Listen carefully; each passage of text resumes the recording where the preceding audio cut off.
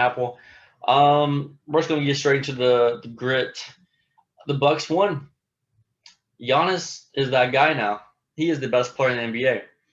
We all know that. We all know this. When you're the Finals MVP, when you worked hard for it, you're gonna be the best player in the NBA. Not only is he the best player in the NBA, he is a top five. No, a top 25 player of all time already. NBA, 26 years old. The man is a back-to-back MVP player, Defensive Player of the Year, champion, Finals MVP. And I'm just going to say it right here, right now, on July 23rd, 2021. Giannis's ring is more valuable than Kevin Durant's 2 rings. And I really don't, I hate pitting people into each other, but like, it is what it is. It's how it is. This is the most valuable ring since, it's up there with Kawhi's Toronto ring. It's up there with Dirk's Mav ring. Those are the ones in recent history that have actually earned it, like straight up. You could definitely say LeBron's 2016 for sure. But there's just something, and I'm anti-loyalty when it comes to NBA teams and players. Leave your team. But there is also just something about, with Giannis and Dirk, there is something about winning with the team you got drafted with, going through heartbreaks, going through a lot of struggle into getting to where you are. And I'm not trying to diss LeBron. I'm not trying to diss Kevin Durant. Like, Kevin Durant's a little different. Not against that. But, like, people always bring up LeBron. He gave Cleveland all he got, 7 years. I mean, Giannis was getting there. Definitely, Giannis chose generational wealth over winning, and yet he's still winning. Great. Amazing. I've never actually seen that before. When both with the Suns, Devin Booker and Giannis signed these huge max contracts a couple years ago, and I was like, why are y'all doing this to yourselves? Y'all are committing player suicide in a way. But they showed me for sure. They proved me wrong. And I love that Giannis is a top 25 all-time player now. Mostly because he's playing the way. Okay. I'm a Giannis hater. I have been a very well-known Giannis hater, but not because of the person or his personality. I just hated the way he was always trying to do too much, forcing himself to become a weird guard center. I wanted him. I always said I want Giannis to play more like Shaq than LeBron, and in the finals he clearly played more like Shaq, and clearly did better because there is no reason for that man to be shooting threes. No reason at all. Literally no reason. If he does go work in the off season, whatever, gets a 3-point shot, let me know. Please let me know. But there's just no proof of him even being a below average 3-point shooter. He is a horrible 3-point shooter. Yes, he'll make 1 3. Okay? I don't want you to go 1 for 5 for 3 points. The 3-pointer. I just don't. And also other thought. Giannis won back-to-back MVPs playing the wrong way. Just think about that. Think about that for a second. Let me sip some coffee so y'all can think about that. If Giannis plays like 2021 NBA Finals Giannis for a regular season, he's averaging 35 a game. He's averaging 35-12. No doubt. And people seem to be confused when I always say Giannis is the Shaq of this generation. I'm not saying Giannis I'm not saying he's going to win 4 rings. I'm not saying he's going to be 300 pounds. Giannis is just how centers are in this generation. DeAndre Ayton, a very typical center, would have been very kind of skinny to the normal center in the 2000s.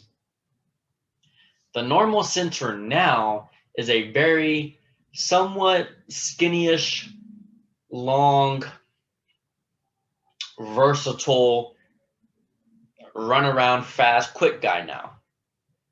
And that's that.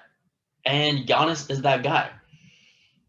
You know, Dwight Howard had great potential. He did take the torch from Shaq as being, you know, the center. And I know Giannis is like what? He's going to be known as a power forward, or what is he? A small forward, power forward? Like he's not technically a center because what they got Brook Lopez, but you know how today is. It's not really it's positionless basketball right now. But yeah, man, it's scary. It's scary what Giannis could be doing in the future. He's got a full resume, 26 years old, everything. And he needs to trust his teammates, which he did. Drew delivered. Chris delivered. James Middleton. I don't know why I found out until this year that Chris Middleton's real name is James. But yeah, man, if Drew and Chris puts up the same numbers as Dwayne Wade, as a Kobe Bryant, there's no need for Giannis to get another superstar. If Drew and Kyrie I keep wanting to call Chris Kyrie. If Drew and Chris want to make more championships, they better play just as good. But that's not the point. Giannis is the man. Giannis is the top 25 player of all time. Yeah, it's great. International basketball is killing right now. International basketball has glowed up since 2016. The fact that the MVP, the Defensive Player of the Year, and the Finals MVP are very international, that is great. I am like people are kind of weird when it comes to like, you know, NBA being like, oh, international. Like, no, it's American. I don't care. If you can pick up a basketball and dunk it, play. That's how I am with the whole college thing. Like, I don't care if you are 12 years old. If you can play like Kobe, be in the NBA. Get your $20 million. Get your kid's shoe contract. Whatever it is. I've always been like a no rule. Like, if you can do that, get on that court. If you can do that on the court versus these guys, be on that court. What else? Man, I was very impressed. And the free throws, oh my gosh, man. If Giannis, the man shot 95% from the free throw line that night. Was shooting, what, 20 free throws? He was 18 for 19 or 17 for 19. That is bonkers, man. For Giannis, that's bonkers.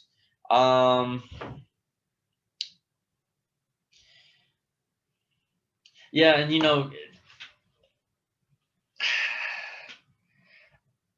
now like I get it. I love and hate the whole Kevin Durant Giannis comparison because it's like, okay, last year if you'd have compared them, no, do not. But now it's like very okay. Like it's okay to compare Kevin Durant and Giannis. It's very valid. Like don't like be offended when I say Giannis isn't and Kevin Durant in the same bubble. I think people get weird. People just get weird with those arguments. Like I'm not trying. Like it's not definitive, of course. Like all time, it's still Kevin Durant. All time. Like if the world ended today, Kevin Durant would be above Giannis on the all-time rankings.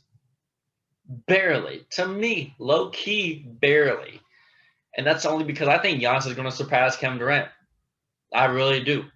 If Giannis gets one more ring and Kevin Durant keeps getting injured, which I really hope that does not happen, but you know his teammates keep getting injured. It's just how he's looking right now. Giannis is going to surpass Kevin Durant. That's great. It's very awesome to see. Yeah, that's great. I've been seeing like what the finals ratings have gone down since what 2017, 28, like 2017 apparently like 24 million average or whatever. This year it was like 9 million. And I understand.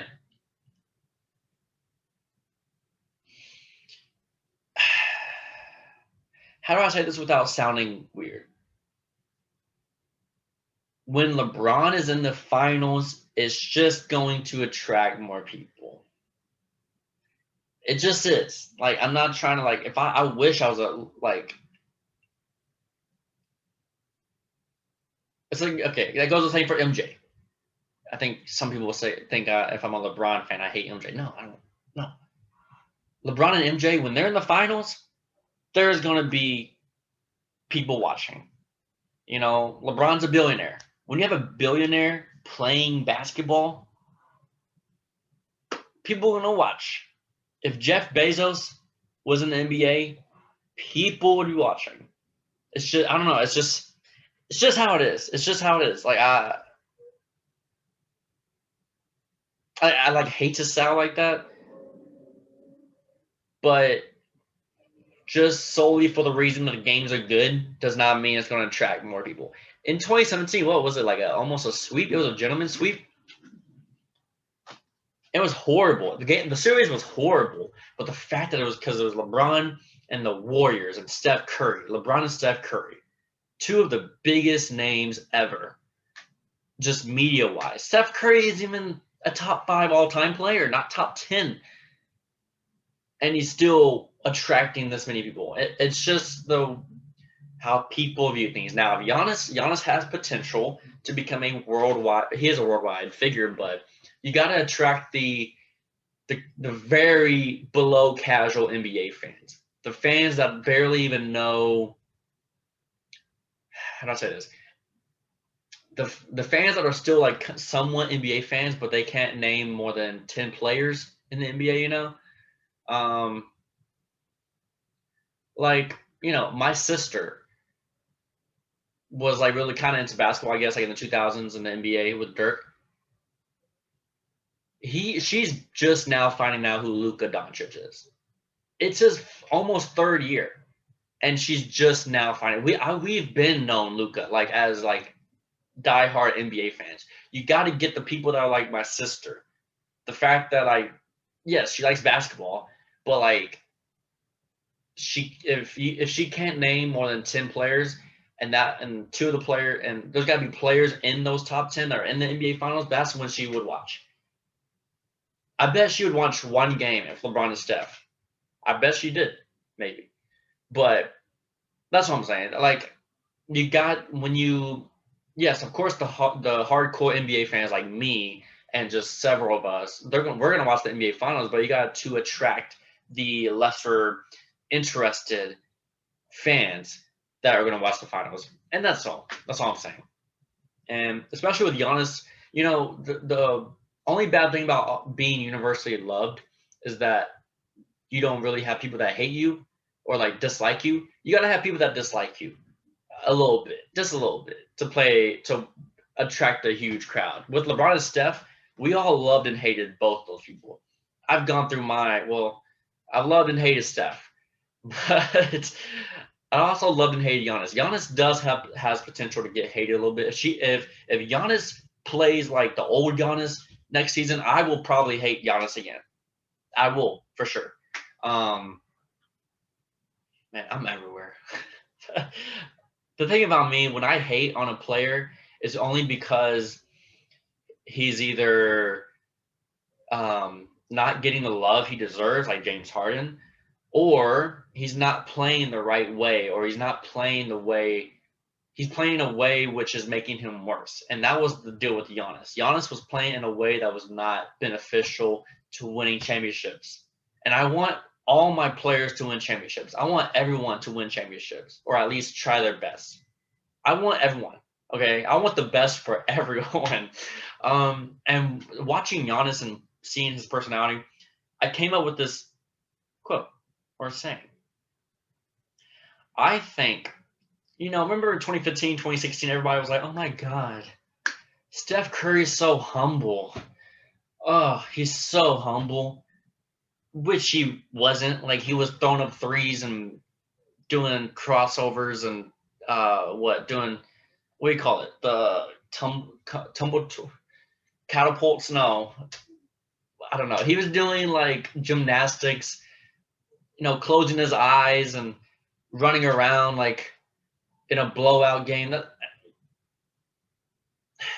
Shooting a three and then running back for the next possession before the shot is even in the basket in a 30-point game is not really humble. And that's okay. Like LeBron's not humble. No NBA player is really humble. But Giannis is kind of humble. Like I will admit that. So back to what I'm saying, the people that thought Steph was this humble guy is what Giannis really is. I will happily admit that. And I also think people thought Steph was humble because he had a wife and kids. I really think that's kind of why sometimes people have this humble mentality around certain NBA players because that's not really normal to have a wife and kids, right? Especially for a young superstar NBA player. You're supposed to be like the normal NBA superstar has like some weird. What am I trying to say? Wait, let me backtrack everything I just said because that was not good. What I'm saying is that especially with Steph's dad, he was always around. The Steph's wives and kids were always just being shown, and it was very confusing because LeBron has the same thing, but I guess, yeah, I don't know. All of that's just weird. Let me just stop talking about that because everyone with wife and kids are great. Whatever. What am I just saying? But the fact is, I think the fact Steph Curry's humbleness is what everybody thought. I can't talk right now. Steph Curry's humbleness wasn't really authentic. Giannis' humbleness is what people thought Steph Curry's humbleness was in 2015. It's actually Giannis. He's way more humble than all his quotes and his staying and generational wealth and staying in Milwaukee. Great. That's all I'm saying. That's all. Let's see. Man, I talked about the finals for that long.